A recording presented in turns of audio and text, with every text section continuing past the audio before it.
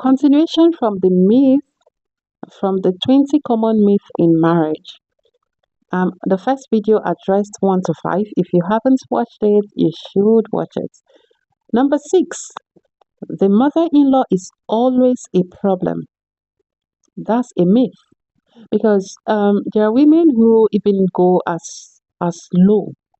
I don't want to say as far, as low as praying that their mother in laws are not alive when their sons want to marry them, or they pray that, oh, wherever there are men, wherever the man destined to be her husband is, the mother should leave the world before he comes to marry them, simply because of this myth that, oh, mother-in-laws are always a problem, there are always issues. It's not true. We have problematic mother-in-laws. We also have problematic daughter-in-laws. And the other thing that we don't talk about often, we have very sweet mother-in-laws. Honestly, mother-in-laws that are the ones holding the marriage between the daughter-in-law and her son. Mother-in-laws that go to a length even your mother will not go for you. There are mother-in-laws like that. I have seen a friend, two friends actually. But the one I can vouch for because she's very close to me, we're very close to each other, and I know how amazing this mother-in-law is. We don't often talk about these good mother-in-laws, but just the bad ones. And we also forget that sometimes it's a daughter-in-law issue that has been misinterpreted to look like a mother-in-law issue. Number 7, marry your friend, you won't fight in marriage. You know, social media is really, really doing a number on people. Marry your friend, marry your friend, go for your friend. That's why it's good for you to marry your bestie. Once you marry a friend, once you marry your friend, once you do this.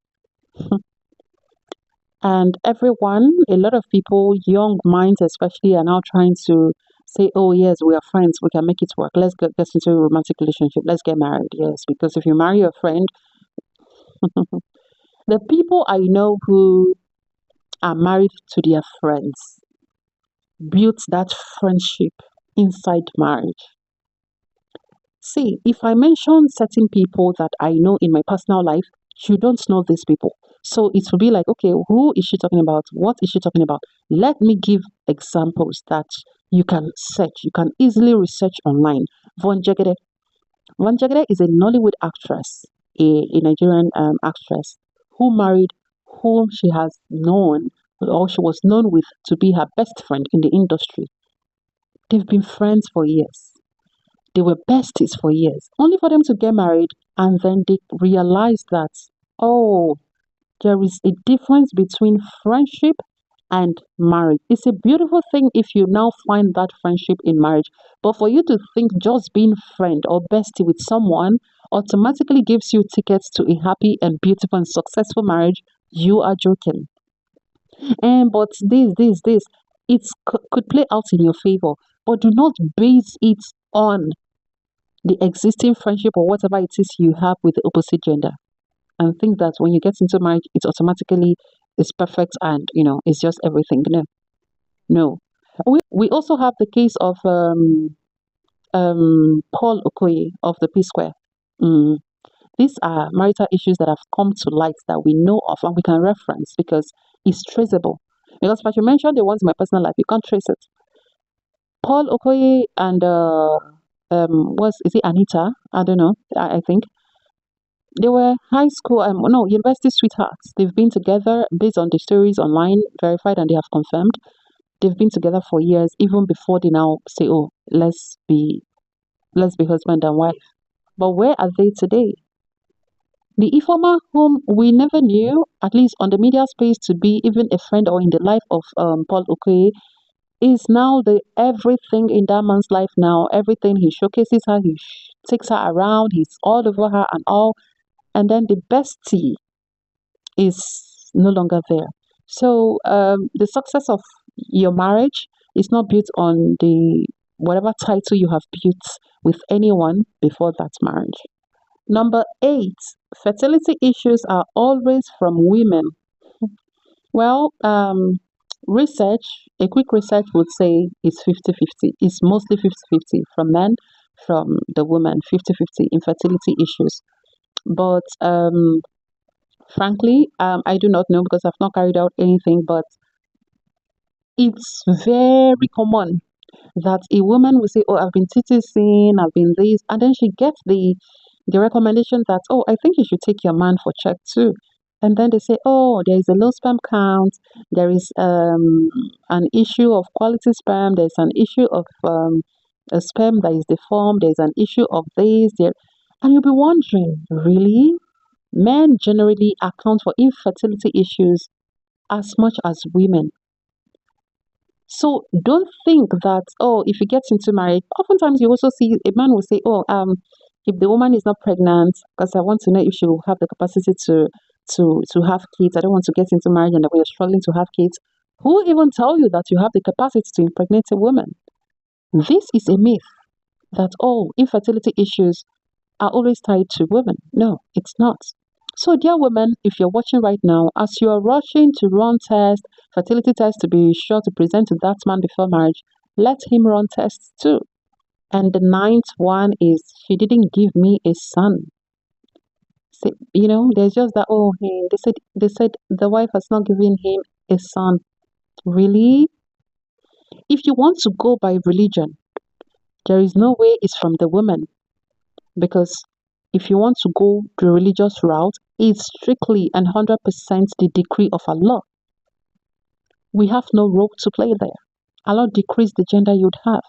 If you now even want to go biologically based on science, the man is responsible. So there is actually no way you go, whether science or religious, that the issue of having daughters is from the woman. So before you say, "Oh, she didn't give me a son," if you want to go medically, why aren't you giving her a son? And if you want to go religiously, why are you blaming her for the decree of Allah? So there is no time in the design, scientifically or spiritually, that a woman owes you a son. Number 10, he wrote, "Perky will never sag." You know, we are in a very carnal society, in a very carnal era, where a lot of people, base the bulk of their decisions on who to marry, who to choose as a wife on a she figure eight. It plays a role. I won't even come and say, "No, it doesn't matter, don't focus on it." It plays a role. But you have to understand something. We came up with different theories that are unfounded. Some people will say, "Oh, make sure you look at her shape. At least if you know what she's having is standing, it's never going to fall." Joke's on you, because you cannot say what will be, how the outcome of a woman's, hormonal issues, childbirth, labor, breastfeeding, and all of that. You do not know the outcome. Some people say, "Oh no, I don't want a chubby person. I want a slim person because slim women are able to maintain." Joke jokes on you again. "Oh, I don't want someone. I want to go to her family and look at her mom." I think this is a common thing. I say, "Oh, go to her family and check her mom. Check her sisters that are married. Look at her mom."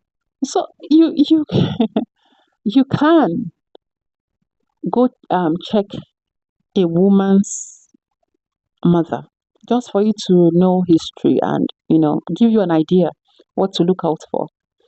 But haven't you seen women, ladies who were slim?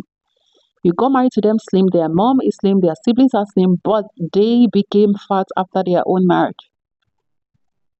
No one is anyone's yardstick. "Oh, hereditary, oh, it's a family thingy." If you know that it's very important for you that your woman must remain slim, you are not willing to take the chances of, "Oh, when I now got married to her, she added weight. Oh, when I now got married to her, what was standing before fell." Don't get married, because there is no certainty. There is none anywhere. What exactly would happen, the kind of woman your woman will become, if she's going to add weight, if she's going to lose even more, if she's going to, maintain the shape and all of that, you do not know. So if you're not willing to accept a woman, having in mind the possibility of the different changes that can occur, remain single because no one knows. It will be turgid and strong forever. This is talking about the man's side now. Mm. Old age affects men differently, and men's loss of turgidity and strength in that area varies from man to man. How long they will be able to hold it for, how long they will be able to maintain it for, varies from man to man. Some people say, oh, if you do exercise, if you do this, if you do that, again, I say it varies from man to man. So, if you are somebody who is choosing a man solely for his capacity, oh, his maybe you have already started indulging in premarital intimacies that you shouldn't in the first place, and the reason why you're choosing this man now is yes because you are a high libido person, and this man can do this and that is the only good thing about this man, or the major. Have it somewhere in your mind the possibility that his loss of turgidity might come quicker than you expect, and it can be triggered by a lot of things. Do not choose a lifetime partner based on one yardstick, especially a yardstick that is dynamic, that could change over time. Don't base it on it. Don't base it on look. Don't base it on capacity, intimacy capacity, bed capacity. All of these things get affected with time. So choose for things that are long lasting and are more important in the grand scheme of things. Everything is important, I'm not saying, but I'm saying do not limit or make the biggest deal out of these things that can be lost after some times in marriage. You also, as a man, don't say, oh, because of your prowess now, your capacity, you feel, I'll be needing more than one, I'll be needing like two, three, or four. And then you get to a point where you can't even take care of one person now. Let's all have it at the back of our heads that these things aren't forever.